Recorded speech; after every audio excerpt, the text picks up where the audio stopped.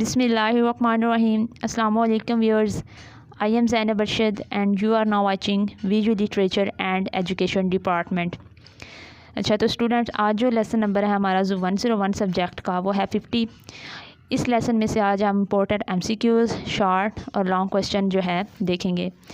तो lesson number जो 50 है उसका टॉपिक है आयन एक्सचेंज क्रोमेटोग्राफी। ठीक है, आयन एक्सचेंज क्रोमेटोग्राफी जो है इसके आपको नाम से ही शो हो रहा है आयन, यानी ये भी किसकी बेस पे है, चार्ज और आयन की बेस पे है। आयन उसे कहते हैं जिस पे कोई चार्ज हो। तो जो मेथड है क्रोमेटोग्राफी का ये किसकी बेस पे होगा, आयन की और कैटाइंस और एनाइंस की बेस पे। तो चलिए स्टार्ट करते हैं। इसका पहला जो शॉर्ट क्वेश्चन इस टॉपिक में से बनेगा, what is the principle of ion exchange chromatography. कोई भी क्रोमेटोग्राफी उसका जो प्रिंसिपल होता है वो बहुत ज़्यादा मैटर करता है शॉर्ट क्वेश्चन के लिए। तो इसमें से जो MCQs भी बन सकता है और शॉर्ट भी ये क्वेश्चन बन रहा है, इसका आपने आंसर भी यही बताना जो मैंने नीचे लिखा हुआ है, और जो इसका MCQs बन रहा है वो मैंने अंडरलाइन किया हुआ है जी। तो ion exchange chromatography separates molecules based on their respective charged groups. ठीक है, यहाँ पर जो हमें आयन एक्सचेंज क्रोमेटोग्राफी है वो मॉलिक्यूल्स है डिफरेंट, एक सैम्पल है। ठीक है, उसमें डिफरेंट मॉलिक्यूल्स हमारे पास मौजूद हैं। अब हम उस मॉलिक्यूल्स को सेपरेट करना चाहते हैं, लेकिन वो किसकी बेस पे सेपरेट करेंगे, उनके चार्जेड ग्रुप्स की बेस पे, कि आया कि वो जो मैं सैम्पल है उसके अंदर कौन से चार्ज है, नेगेटिव पॉजिटिव, और कौन सा नहीं है, उनके ग्रुप्स पे ऊपर कौन सा चार्ज है। तो क्रोमेटोग्राफी जो होती है ये टेक्निक ये किसकी बेस पे कर रही है, मतलब चार्जेड ग्रुप्स पे। नेक्स्ट है ion exchange chromatography retains analytes molecules on the column based on their ionic interactions. ठीक है, तो ये कॉलम के अंदर मॉलिक्यूल्स को किसकी बेस पे जो है कलेक्ट करती है और रिटेन रखती है, और उसको उसी कॉलम के अंदर क्या करती है, सेपरेट करती है उनके आयनिक इंट्रैक्शंस की बेस पे। आया कि अगर वो पॉजिटिव चार्ज है और नेगेटिव चार्ज है। तो जो आयन एक्सचेंज क्रोमेटोग्राफी मैट्रिक्स होता है, यहाँ से ये इंपॉर्टेंट MCQs बनेगा, considers of positively and negatively charged ions. ठीक है, इसका जो मैट्रिक्स है जो हमारे पास मटेरियल होता है उसके अंदर क्या होता है, पॉजिटिवली और नेगेटिवली चार्जेड आयंस होती हैं। तो अपने याद रखना है the ion exchange chromatography matrix considers of dash. Next है short question, factors involve in ion exchange chromatography.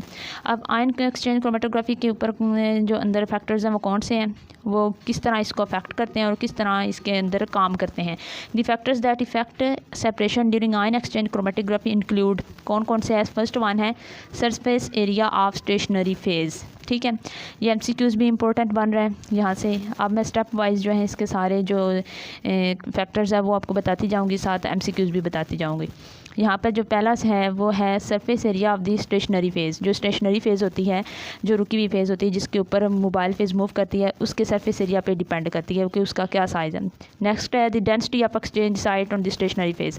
अब स्टेशनरी फेज़ पे मोबाइल फेज़ जाती है, उधर जाके अपनी एक्सचेंज करती है, एक्सचेंज करने के बाद वहाँ से उससे लिंक होती है, तो उसकी जो डेंसिटी होगी स्टेशनरी फेज़ की उसके ऊपर भी डिपेंड करती है। तो ये दो MCQs हो गए, दो इसके हो गए यूजेस। नेक्स्ट जो है the flow rate of mobile phase. अब मोबाइल फेज़ कितना ज़्यादा तेज़ी से फ़्लो करती है ऑन दी स्टेशनरी फेज़ के ऊपर, ये भी फैक्टर इसमें इंक्लूड है। मोबाइल फेज़ के जो है उसकी फ़्लो रेट यानी डिस्टेंस तय करने का, या उसकी कह रहे स्पीड, उसका रेट, तो उसके ऊपर भी ये डिपेंड करता है। ये 3 MCQs भी थे, लेकिन ये फैक्टर्स भी हैं जो कि उसको इफ़ेक्ट करते हैं, तो ये आपने भी याद रखना है।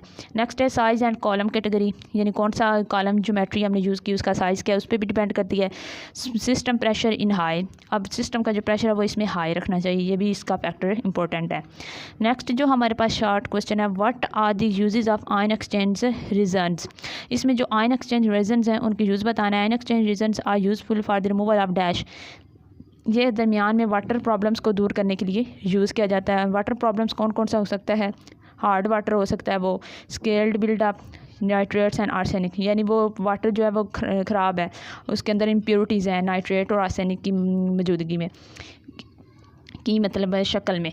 तो ये क्या करेगा, आयन एक्सचेंज रीजन उसको साफ़ करेगा। Ion exchange resin are useful for the removal of water problems including hard water, scale buildup, nitrate, arsenic and more. तो ये तीनों चीज़ें जो है आपके MCQs में पूछी जा सकती हैं, scale buildup, nitrates, arsenic and more. Next short question है, what type of detector is used in the ion chromatography. अब ये एक डिटेक्टर होता है, वो किस किस्म का होता है जो आयन क्रोमेटोग्राफी में यूज़ किया जाता है, उसका नाम है मिट्रोम कंडक्टिविटी डिटेक्टर। ठीक है, ये इसका आंसर भी है और ये शॉर्ट क्वेश्चन में भी आता है ये वाला और MCQs में भी आएगा। Conductivity detection is the standard detection method in dash. ये MCQs है कि कंडक्टिविटी जो डिटेक्शन है ये स्टैंडर्ड डिटेक्शन मेथड किस में है, तो आपने बताना ये क्रोमेटोग्राफी तकनीक के अंदर है। अच्छा, क्रोमेटोग्राफी तकनीक के बाद ये क्या कहता है, ये वाला कंडक्टिविटी डिटेक्टर क्यों यूज्ड होता है। It is used to detect a wide range of analytes. ठीक है, जो कि एनाइन से लेके कैटाइंस से अमाइंस तक मौजूद होता है, ये क्रोमेटोग्राफी में यूज़ होता है। फर्स्ट वन इसका MCQs ये बन रहा है और दूसरा जो यूज़ है ये किसके लिए यूज़ होगा, ये एनालाइट्स के लिए यूज़ होगा। एनालाइट्स किसके लिए, एनाइंस के लिए भी और कैटाइंस के लिए भी और अमाइंस के लिए भी। ठीक है, wide range of analytes. Anions negative charge रखने वाले, आइंस कैटाइंस पॉजिटिव, और अमाइंस जो होते हैं NH वाले, NH3 NH2, ये इनकी जो है कंडक्टिविटी को चेक करने के लिए ये डिटेक्ट करता है और चेक करता है ये वाला मिट्रोम कंडक्टिविटी डिटेक्टर। तो ये शॉर्ट क्वेश्चन भी MCQs भी था। The Metrohm conductivity detector sees all ionic components make it the most widely use detector.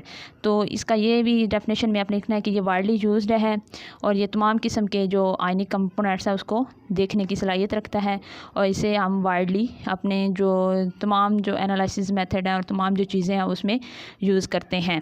ठीक है, तो आज के लिए इतना ही। इस वीडियो में 50 लेक्चर कंप्लीट हो गया। नेक्स्ट वीडियो में इंशाल्लाह मैं नेक्स्ट लेक्चर लेके आऊँगी। तब तक के लिए मुझे इजाज़त दीजिए। अल्लाह हाफिज़।